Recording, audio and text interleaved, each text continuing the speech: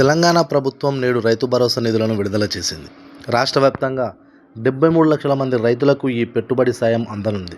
తొలి విడతగా ఎకరంలోపు ఉన్న రైతులకు 3,590 కోట్లు సోమవారం ఖాతాల్లో జమ కానున్నాయి. సిద్దిపేట జిల్లా నర్మెటలో ఆయిల్ ఫామ్ ఫ్యాక్టరీని ప్రారంభించారు సీఎం రేవంత్ రెడ్డి. తెలంగాణ ప్రభుత్వం మార్చి 22, 2026న రైతు భరోసా తొలి విడత నిధులను విడుదల చేసింది. ఉమ్మడి మహబూబ్నగర్ జిల్లాలో రైతు భరోసా కోసం ప్రభుత్వం ఈ కింది విధంగా బడ్జెట్ రూపొందించింది.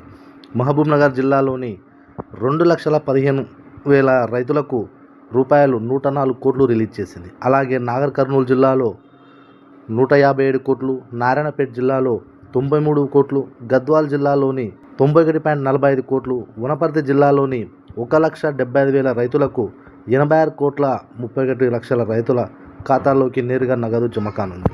వనపర్తి జిల్లాలో ఏ రైతుకు అయినా రైతు భరోసా పథకం అందకపోతే తమను సంప్రదించండి అని వనపర్తి అగ్రికల్చర్ ఆఫీసర్ కుర్మయ్య తెలిపారు.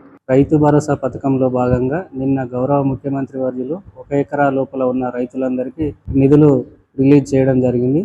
అందులో భాగంగా ఈరోజు 1 ఎకరా లోపల భూమి కలిగిన రైతులందరికీ వాళ్ళ ఖాతాలలో జమ కావడం జరుగుతుంది. మిగతావి కూడా విడతల వారీగా అందరు రైతులకు జమ కావడం జరుగుతుంది. ఈ రైతు భరోసా పథకంలో భాగంగా వివిధ కారణాలతో అనగా అకౌంట్ నెంబర్లు బ్లాక్ కావడము, లేదంటే ఉండాల్సిన అకౌంట్ నెంబర్లో తప్పులు ఉండటం వల్ల ఎవరికైనా పడకపోతే వారు అకౌంట్ నెంబర్ని సరి చేయించుకొని వ్యవసాయ విస్తరణాధికారుల దగ్గరికి సంప్రదించినట్టయితే మళ్ళీ వాళ్ళ ఖాతాలో డీబీటీ ఫెయిల్ కేసెస్లో ఉన్న వాటిని మళ్ళీ కరెక్ట్ చేసి వాళ్ళ ఖాతాలలో వచ్చేటట్టుగా చేయడం జరుగుతుంది.